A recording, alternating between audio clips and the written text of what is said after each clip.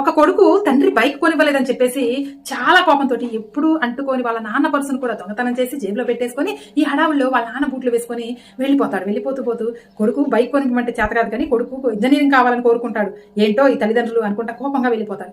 వెళ్ళిపోతూ ఉంటే కాలుకి ఒకటే గుచ్చుకుంటూ ఉంటుంది, ఒకటే తడి తగులుతూ ఉంటుంది. ఏంటా అని చూసుకుంటే ఆ బూట్ల నిండా అడుగున హోల్స్, రంధ్రాలు ఉంటాయి.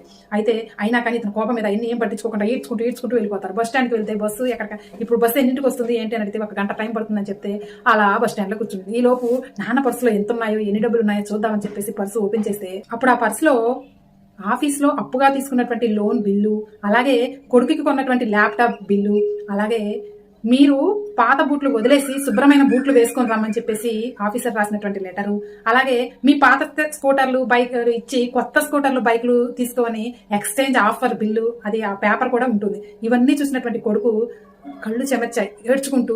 అయితే మా నాన్న తన పాత స్కూటర్ ఇచ్చి నాకు కొత్త బైక్ కొనాలనుకున్నాడా అని చెప్పేసి ఇంటికి వెళ్ళి చూస్తే అతను వాళ్ళ నాన్న ఉండడు, ఆ స్కూటర్ ఉండదు. సరే అని చెప్పేసి ఆ మేడ ఉన్నటువంటి ఆ పేపర్ ఉన్నటువంటి అక్కడ దగ్గరికి వెళ్తే, ఆ షోరూమ్ దగ్గరికి వెళ్తే ఈలోపు తండ్రి ఆ షాప్ అతనితో ఇలా అంటాడు, ఇప్పుడు కొత్తగా వస్తున్నటువంటి మోడల్ అయినటువంటి ఒక బైక్ ఒకటి చూపించు, దాని మీద నా కొడుకు ఎక్కితే హీరోలాగా ఉండాలి అని చెప్తూ అతనితో బేరమాడుతూ ఉంటే వెనక నుంచి కొడుకు ఆ మాటలన్నీ విని నాన్న దగ్గరికి వెళ్ళి గట్టిగా హత్తుకొని, నాన్న నాకు ఇప్పుడు ఏ బైకు వద్దు అని చెప్పేసి ఇద్దరు హ్యాపీగా ఇంటికి వెళ్తూ వాళ్ళ నాన్నకి కొత్త బూట్లు కొనిచ్చేసి నాన్నతో పాటు సరదాగా ఇంటికి వెళ్తాడు. కాబట్టి తల్లిదండ్రులు వాళ్ళ జీవితాన్ని, కష్టాన్ని కూడా మన జీవితానికే త్యాగం చేస్తూ ఉన్నారు.